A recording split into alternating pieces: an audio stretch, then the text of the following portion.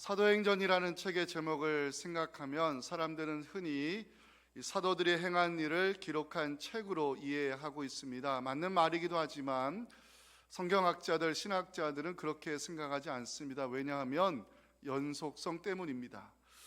모든 성서학자들이 인정하듯이 누가복음과 사도행전은 누가가 기록한 것으로 연결된 책입니다. 누가복음의 끝에 보면 예수님께서 승천하시기 전에 제자들에게 아버지께서 약속하신 것을 기다리라는 말씀이 누가복음 24장 49절에 나옵니다. 볼지어다 내가 내 아버지께서 약속하신 것을 너희에게 보내리니 너희는 위로부터 능력으로 입혀질 때까지 이 성에 머물라 말씀하셨습니다. 누가는 사도행전이 시작되는 1장에서 예수님이 명하신 그 말씀을 다시 보여줍니다. 사도행전 1장 4절인데요. 사도와 함께 모이사 그들에게 분부하여 이르시되 예루살렘을 떠나지 말고 내게서 들은 바 아버지께서 약속하신 것을 기다리라. 아버지께서 약속하신 것을 기다리라는 주의 말씀에 따라 제자들이 예루살렘으로 돌아가는 장면을 누가복음 24장 52절에서 기록하고 있다면 사도행전 1장 12절에서는 제자들이 주의 말씀에 따라 예루살렘으로 돌아가는 장면을 연속적으로 누가는 기록하고 있습니다. 우리는 여기서 누가의 의도를 발견할 수 있는데요, 연속성입니다. 누가복음과 사도행전은 분리된 책이 아닌 연결된 책으로 예수 그리스도를 통하여 시작한 하나님 나라 역사가 사도들을 통하여 계속해서 진행되고 있음을 성경은 증거하고 있습니다. 그런 의미에서 사도행전은 사도들의 행적을 기록한 책이 아니라 예수 그리스도의 메시아 사역이 초대교회와 사도들을 통하여 연속해서 이어지고 있음을 보여주는 책이라 말할 수 있습니다. 제자들 주의 말씀에 따라 예루살렘을 떠나지 아니하였고요, 마가의 집으로 추정되는 이 다락방에 모여 하늘로부터 임하시는 능력을 사모하며 기도에 힘쓰는 장면이 사도행전 1장 13절 14절에 나옵니다. 그들이 유하는 다락방으로 올라가 제자들이 마음을 같이하여 기도에 힘쓰는 장면입니다. 제자들이 위로부터 임하시는 능력을 사모하며 기도에 힘쓴 이유는 성령의 권능을 받지 않고서는 증인의 사명을 감당할 수 없기 때문입니다. 사도행전의 핵심이 되는 말씀 1장 8절을 다 함께 읽겠습니다. 시작. 오직 성령이 너희에게 임하시면 땅끝까지 이르러 내 증인이 되리라 하시니라. 아멘. 오순절 날이 이르렀을 때 약속하신 성령이 강림하셨고요, 성령의 충만함을 받은 사람들이 말하기 시작했다고 누가는 사도행전 2장 2절과 4절에서 성령 강림 사건을 자세하게 기록하고 있습니다. 하늘로부터 급하고 강한 바람 같은 소리가 있어 그들이 앉은 온 집에 가득하며 마치 불의 엿처럼 갈라지는 것들이 그들에게 보여 각 사람 위에 하나씩 임하여 있더니 그들이 다 성령의 충만함을 받고 성령이 말하게 하심을 따라 다른 언어들로 말하기를 시작했습니다. 성령 충만함 입은 베드로가 유대인들을 상대로 십자가의 예수, 부활의 주님을 증거하며 복음을 전했을 때 성령의 역사로 마음에 찔림받은 유대인들이 회개하며 세례를 받게 되었고, 이것이 초대교회의 시작이 되었음을 사도행전 2장 41절 42절은 보여주고 있습니다. 함께 읽겠습니다.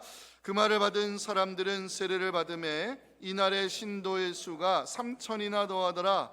그들이 사도의 가르침을 받아 서로 교제하고 떡을 떼며 오로지 기도하기를 힘쓰니라. 아멘.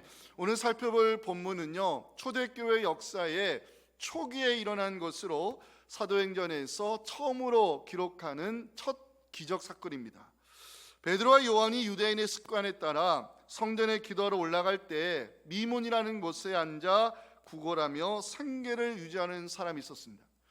나면서부터 걷지 못한 이 사람, 성전에 들어가는 베드로와 요한을 보며 구걸했을 때 사도들은 그 사람을 주목하여 보기 시작했다고 누가가 증거하는데, 이것이 기적의 시작이었습니다. 4절인데요, 베드로가 요한과 더불어 주목하여 이르되 우리를 보라 하니, 베드로는 이 성전 미문에 앉아있는 사람을 향해서 나사렛 예수 그리스도의 이름으로 일어나 걸으라 말씀을 선포했습니다. 오늘 본문에서 가장 중요한 말씀 6절을 다 함께 읽겠습니다. 시작. 베드로가 이르되 은과 금은 내게 없거니와 내게 있는 이것을 내게 주노니 나사렛 예수 그리스도의 이름으로 일어나 걸으라 하고. 아멘. 베드로가 이 말씀을 선포하고 그 사람의 손을 잡아당겼을 때 40년 동안 굳어져 버린 발이 새 힘을 얻었고 성전에 들어가 기뻐 뛰며 하나님을 찬송하는 기적의 현장이 오늘 7절, 8절에 나오고 있습니다.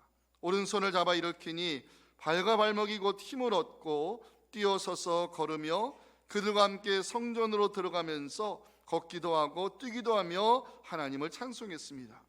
많은 유대인들이 이 성전 미문에 앉아있던 사람이 걷는 것, 뛰는 것, 하나님을 찬송하는 것을 보면서 심히 놀랐다고 누가는 9절과 10절에서 사도들을 통해서 계속해서 나타나고 있는 메시아의 능력을 증언하고 있습니다. 함께 읽겠습니다. 모든 백성이 그 걷는 것과 하나님을 찬송함을 보고 그가 본래 성전 미문에 앉아 구걸하던 사람인 줄 알고 그에게 일어난 일로 인하여 심히 놀랍게 여기며 놀라니라. 아멘. 오늘은 연속성 이 제목으로 함께 말씀의 은혜를 나누겠습니다. 첫째 메시지 중요합니다. 함께 읽겠습니다. 우리는 예수님의 사역을 연속적으로 이어가야 할 책임이 있습니다. 누가복음과 사도행전의 저자인 누가는요, 성전 미문에 앉아있던 이 사람 일어나 걷고 뛰게 된 기적 사건을 사도행전 3장, 4장, 2장에 걸쳐서 자세하게 기록합니다. 그 이유는 예수님의 승천하신 이후 사도들을 통하여 일어난 첫 번째 기적이기도 하지만 누가의 의도는 다른 곳에 있습니다. 연속성입니다. 누가가 본문의 사건을 통해서 우리에게 전하고 싶어하는 메시지가 있는데요, 우리는 예수님의 사역을 연속적으로 이어가야 할 책임이 있다는 것입니다. 성도로 부름받은 우리가 연속적으로 이어가야 될 예수님의 사역은 무엇일까요? 첫 번째는 기도 사역입니다. 누가는 본문의 사건을 사도들이 성전에 기도하러 올라간 시간에 일어났다고 강조를 합니다. 1절인데요, 제9시 기도 시간에 베드로와 요한이 성전에 올라갈새. 유대인의 하루는요, 오전 6시에 시작해가지고 저녁 6시에 끝이 납니다. 그 시간 사이에 경건한 유대인들은 하루 3번, 오전 9시, 정오 3시, 오후에 기도하는 습관을 가지고 있는데 이 유대인들의 기도 습성을 그대로 보여주는 구약의 사람이 다니엘입니다. 다니엘 6장 10절 유명한 말씀이죠. 다니엘이 전에 하던 대로 습관입니다. 하루 3번씩 아침 9시, 정오 오후 3시에 예루살렘 성전을 향해서 무릎을 꿇고 기도하는 습관을 성경이 보여줍니다. 베드로와 요한, 히브리파 유대인 출신으로 예수님의 부름을 받아 제자가 됐지만 유대인의 기도 습관을 그대로 가지고 있었습니다. 누가는 본문의 사건을 기록하면서 베드로와 요한의 기도 습관을 보여주는데요, 그 이유는 예수님의 기도 사역을 사도들이 이어가고 있음을 증거하기 위함입니다. 누가는 자신이 기록한 2권의 책에서 이 기도를 굉장히 강조하고 있는데요, 누가복음은요, 성전에서 기도하는 제사장 사가랴의 이야기로 시작을 합니다. 누가복음 1장 13절입니다. 천사가 그에게 이르되 사가랴여 무서워하지 말라, 너의 간구함이 들린지라. 내 아내 엘리사벳이 내게 아들을 낳아 주리니 그 이름을 요한이라 하라. 누가는 복음서에서 습관처럼 감람산에 올라가 기도하셨던 주님의 모습을 누가복음 22장 39절에서 기록하고 있습니다. 함께 읽겠습니다. 예수께서 나가사 습관을 따라 감람산에 가심에 제자들도 따라갔더니. 사도행전에도 넘어가면 누가는 다락방에 모여서 기도에 힘쓰는 제자들의 모습을 사도행전 서론에서 보여주고 있고요, 예수님의 승천 이후 예루살렘에 처음 일어난 이 기적 사건을 베드로와 요한이 기도하러 성전에 올라간 시간에 일어났다고 성경에서 기록을 합니다. 누가의 의도가 무엇일까? 기도 사역의 연속성입니다. 예수님의 공생의 사역, 광야의 기도로 시작을 했습니다.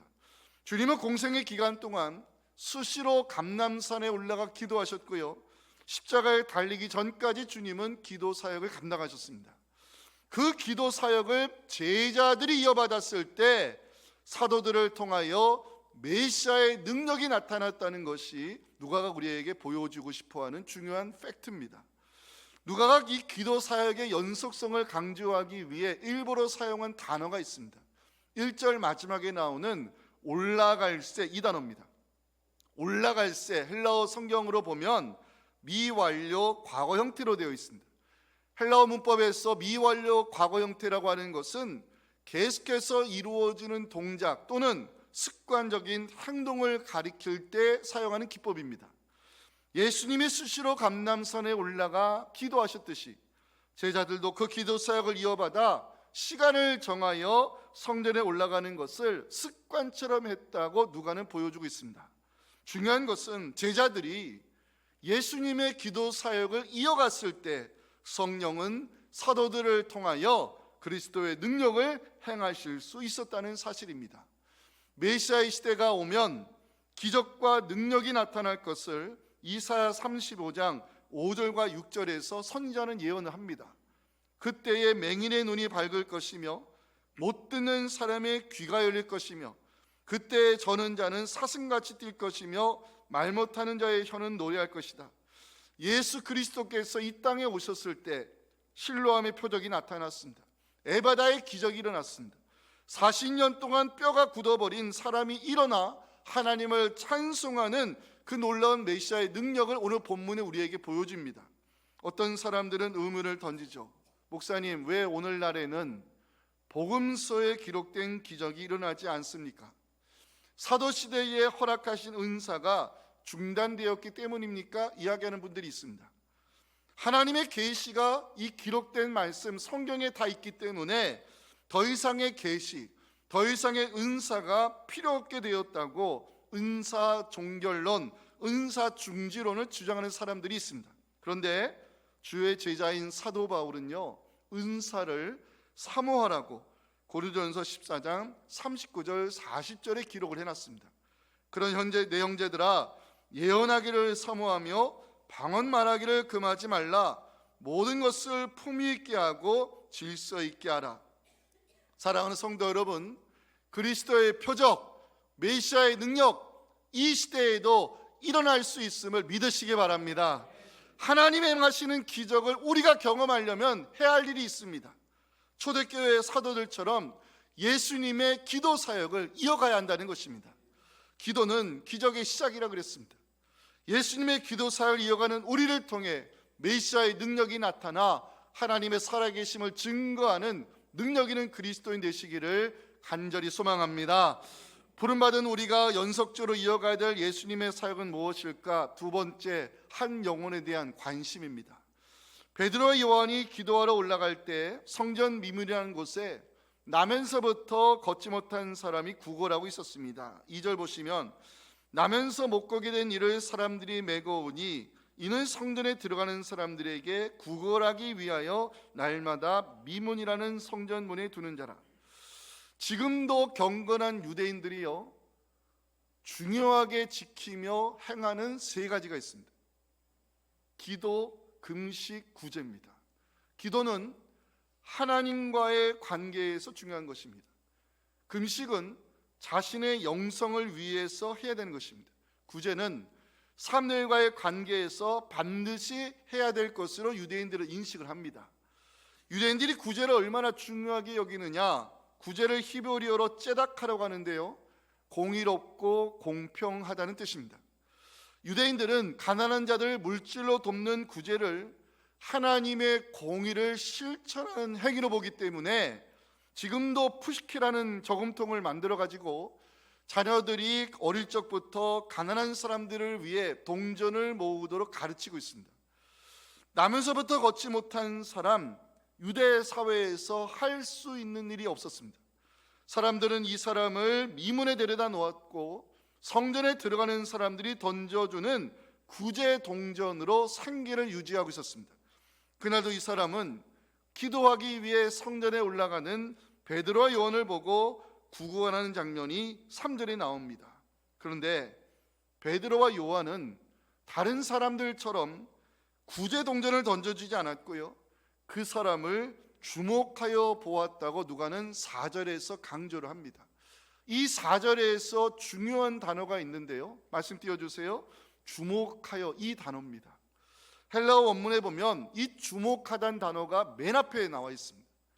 사도들이 그 사람을 주목하여 보았다는 것을 누가가 강조하고 있는 대목이죠. 주목하여보다 헬라어로 깊은 관심을 가지고 눈길을 주다는 뜻입니다. 우리는 여기서 예수님의 사역을 이어가는 연속성을 발견할 수 있는데요, 한 영혼에 대한 관심, 이것이 사도들이 이어가는 예수님 사역의 본질이었고 이것이 기적의 시작이 되었음을 누가가 증언하고 있습니다. 복음서에 보면 예수님께서 해가 저물 때 건너편으로 가자 하시며 배를 띄워달라는 요청하는 장면이 있습니다. 마가복음 4장 35절인데, 그날 저물 때에 제자들에게 이르시되 우리가 저편으로 건너가자. 아까 말씀드렸죠, 유대인의 하루는 저녁 6시 해질 때가 되면 끝이 납니다. 그때부터 하루의 안식이 시작되기 때문에 이 안식법에 의거해서 유대인들 6시 이후에는 다른 곳으로 잘 이동하지 않습니다. 자, 그런데 유대인 출신 예수님, 해가 저물었는데 왜 건너편으로 가자 하시며 배를 띄워달라 요청하는 것일까? 더군다나 그날은 광풍이 일어날 정도로 날씨가 좋지 않았습니다. 마가복음 4장 37절 보면 큰 광풍이 일어나 물결이 배에 부딪혀 들어와 배에 가득하게 되었다는 기록이 있습니다. 예수님께서 해가 저물 때 배를 띄우신 이유, 광풍이 불어오는 좋지 않은 날에 움직이라 하신 이유, 한 영혼을 구원하기 위해서였습니다. 마가복음 5장 1절과 2절 보시면 배를 띄우신 이유를 알 수 있습니다. 예수께서 바다 건너편 거라사인의 지방에 이르러 배에서 나오심에 더러운 귀신 들린 사람, 이 사람을 만나기 위해 주님은 그 해질 저녁 배를 띄우셨던 것입니다. 예수님 한 영혼에 관심을 가지셨습니다. 오랜 시간 혈류증을 앓았던 여인을 만나기 위해 주님 발걸음을 멈추시고 구원의 복음을 선포하시는 장면, 마가복음 5장 34절 읽을 때마다 얼마나 감동이 되는지 모릅니다. 함께 읽겠습니다. 계속해서 이르시되 따라 내 믿음이 너를 구원하였으니 평안히 가라, 내 병에서 놓여 건강할지어다. 아멘. 예수님은 유대인들이 극도로 싫어하는 이 사마리아의 일부로 들어가 사람들에게 배척당하고 있던 한 여인을 만나 그에게 상수의 복음을 전하십니다. 요한복음 4장 14절, 내가 주는 물을 마시는 자는 영원히 목마르지 아니하리니 내가 주는 물은 그 속에서 영생하도록 솟아나는 샘물이 되리라. 아멘. 한 영혼에 대한 관심, 이것이 예수님 사역의 본질이었고요, 그 사역을 사도들이 이어갔을 때 메시아의 기적이 나타났다고 누가는 증언을 합니다. 자, 4절 다시 보십시다. 주목하여, 이 단어를 주목하여 보시기 바랍니다. 저는요, 이 주목하는 단어를 묵상하면서 관심을 가지면 보인다는 진리를 깨닫게 되었습니다. 사람들은요, 신기해요. 자기가 보고 싶은 것만 보는 본성이 있습니다. 맞는 말입니다. 사람은 자기가 관심 있는 것을 보는 본능이 있는데, 사도들이 성전 미문에 앉아있는 이 사람을 주목하여 보는 것을 보면서 아, 이것이 전도자의 본능이구나 알게 되었습니다. 전도자는요, 복음에 대한 열정, 복음에 대한 지식이 있어야 되지만 그보다 먼저 사람에 대한 관심이 있어야 됨을 성경이 우리에게 가르치고 있습니다. 여러분 혹시 주변에 전도 대상자들이 보이지 않습니까? 그 이유는요, 사람에 대한 관심이 없기 때문에 그렇습니다. 성도 여러분, 만약 하나님이 나에게 관심을 가져주지 않으셨다면 지금 나는 어디서 무엇을 하고 있을까 생각해 보시기 바랍니다. 만약 누군가 나에게 관심을 가져주지 않았다면 이 십자가 속에 담겨있는 하나님의 사랑, 이 구원의 비밀을 우리가 어떻게 알 수 있겠습니까? 예수님을 믿고 구원받는 것은요, 저절로 된 일이 아닙니다. 나에 대해서 관심을 가지시고 오래 참아주신 하나님의 사랑, 나를 향한 누구의 관심과 열정이 우리로 하여금 구원의 길로 인도해 줬다면 우리도 예수님처럼 한 영혼에 대하여 관심을 가져야 되지 않을까 생각됩니다. 관심을 가지면 보입니다. 관심을 가지면 보인다는 사실을 기억하시고 한 영혼에 관심을 가지셨던 예수님의 그 사역의 본질을 우리 모두 가슴에 품고 하나님께 올려드리는 우리 전도 대상자들, 하나님께로 인도하는 우리 모두가 될 수 있기를 간절히 소망합니다. 성도로 보내받은 우리가 연속적으로 이어가는 예수님의 사역 마지막 세 번째는 하나님 나라 천국에 대한 복음입니다. 복음서를 읽어보면 예수님 많은 사람들 만나셨어요. 도와주셨어요. 그런데 단 한 번도 돈이나 물질을 주신 적은 없습니다. 예수님께 이 땅에 오신 이유는 하나님 나라에 대한 복음을 전하기 위해서 오셨습니다. 마태는 예수님의 사역을 천국 복음이라는 단어로 소개를 합니다. 자, 마태복음 4장 23절은 여러분들 읽어주시면 좋겠습니다. 시작.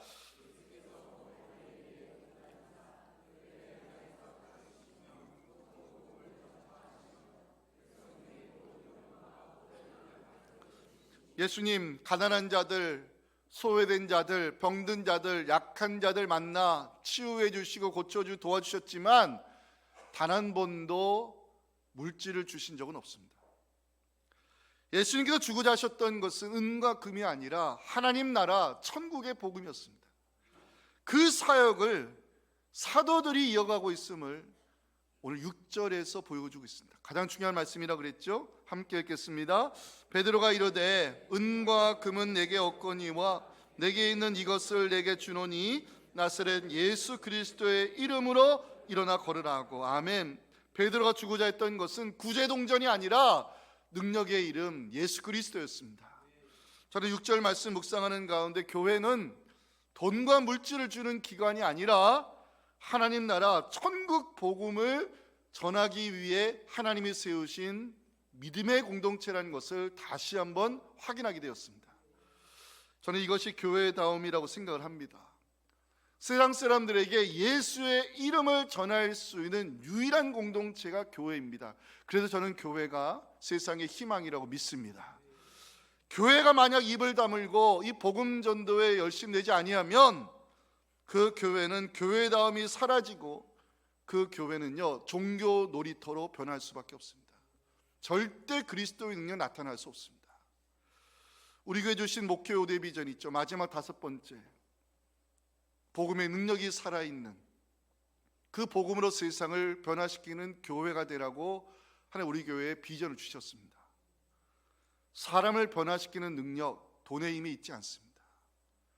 제가 확신하는 것은 은혜가 들어가면 사람의 얼굴이 바뀌고요, 말씀이 들어가면 그 사람의 인생이 바뀝니다. 이게 복음의 힘입니다. 예수 그리스도 능력의 그 이름을 선포하는 우리 교회가 되어서 이번 새생명 축제가 하나님 베푸시는 구원의 잔치가 되어 우리 하나님께 기쁨과 영광을 올려드리는 우리 교회가 될 수 있기를 주님의 이름으로 축원합니다. 자, 마지막 메시지입니다. 함께 읽겠습니다. 한 번의 끌어당김이 부흥의 시작이 될 수 있습니다. 7절 보십니다. 오른손을 잡아 일으키니 발과 발목이 곧 힘을 얻고, 베드로가 앉아있는 사람의 손을 끌어당겼을 때 그 사람의 발과 발목이 힘을 얻었다고 누가는 기록을 합니다. 이 한 번의 끌어당김이 왜 중요한가? 첫 번째, 그 끌어당김으로 인생의 장애가 제거되었기 때문입니다. 나면서부터 걷지 못한 이 사람 미문에 앉아 구걸만 했지 단 한 번도 성전에 들어가 본 적이 없습니다. 왜냐? 육신의 장애 때문이었고 종교적 장애 때문이었습니다. 근데 베드로가 그 사람의 손을 끌어당겼을 때 새 힘을 얻고 성전에 들어가 하나님을 찬송하는 기적이 일어났다고 8절은 보여주고 있습니다. 뛰어서서 걸으며 그들과 함께 성전으로 들어가면서 걷기도 하고 뛰기도 하며 하나님을 찬송했습니다. 이 한 번의 끌어당김이 그 사람의 육신의 장애를 제거해 줬고요, 종교적 장애를 제거하면서 한 번도 들어가 보지 못한 이 성전에 들어가 하나님을 찬송하는 예배자로 세워졌다고 성경은 기록을 합니다. 이것이 끌어당김의 힘입니다. 끌어당김이 왜 중요할까? 두 번째, 그 끌어당김 때문에 예수의 이름이 증거됐기 때문입니다. 기적이 일어나자 유대인들은요, 사도들을 주목해 보기 시작했어요. 뭐 당연하겠죠. 그런데 베드로는요, 나를 주목하지 말라고 하면 선포하면서 예수의 이름을 증거하는 복음을 전하는 기회로 삼았다고 16절은 보여주고 있습니다. 함께 읽겠습니다. 그 이름을 믿음으로 그 이름이 너희가 보고하는 이 사람을 성하게 하였나니 예수로 말미암은 믿음이 너희 모든 사람 앞에서 이같이 완전히 낫게 하였느니라. 아멘. 한 번의 끌어당김이 많은 사람들에게 예수의 이름을 알리는 복음 전파의 기회가 되었음을 성경이 증거하고 있습니다. 세 번째, 끌어당김이 왜 중요한가? 이 한 번의 끌어당김이 초대교회의 부흥의 역사로 이어졌기 때문입니다. 사도 베드로가 이 사건을 기회에 삼아 복음을 전했을 때 그 말씀을 들은 사람 중에 믿는 자가 많이 생겨났다고 사도행전 4장 4절은 기록하는데, 초대교회에 일어난 부흥의 역사입니다. 우리 교회에도 이 부흥의 역사 일어나기를 소망하며 함께 읽겠습니다. 말씀을 들은 사람 중에 믿는 자가 많으니 남자의 수가 약 5천이나 되었더라. 아멘. 한 번의 끌어당김, 어떤 사람에게는 인생의 장애가 제거되어서 한 번도 넘어가지 못한 그 성전의 문턱을 넘어 하나님을 찬송하는 예배자로 세워주었습니다. 한 번의 끌어당김, 많은 사람들에게 예수의 이름을 증거하는 복음 전파의 기회가 되었습니다.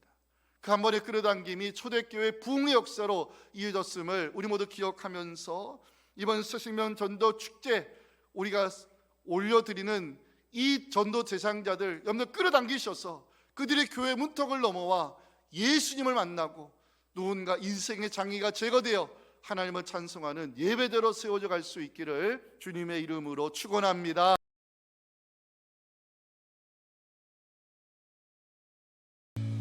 아무 자격 없는 우리를 예배대로 세우기 위해 이 땅에 오셔서 십자가에서 모든 것을 쏟아주신 우리 구주 예수님의 은혜와 예수님의 사역을 이어가는 우리를 통해 메시아의 능력과 기적을 허락하실 아버지 하나님의 크신 사랑과 성령의 역사가 오주시 귀한 말씀을 마음에 새기며 예수님처럼 기도의 사역을 이어가고 한 영혼에 대한 관심을 가지며 하나님 나라 천국의 복음을 증거하여 이번 새신명 축제를 통해 하나님께 기쁨과 영광을 올려드리며 우리가 끌어당기는 그 영혼이 예수님과의 만남을 통해 인생의 장애가 제거되고 놀라운 구원의 역사 이런 것을 보면서 이것이 나에게 주신 최고의 기쁨임을 고백하기 원하는 사랑하는 성도들의 이 간절한 부르짖음과 전도 대장자들의 이름과 우리 함께 준비하는 새신명 축제 위에 지금부터 영원토록 함께 하시기를 간절히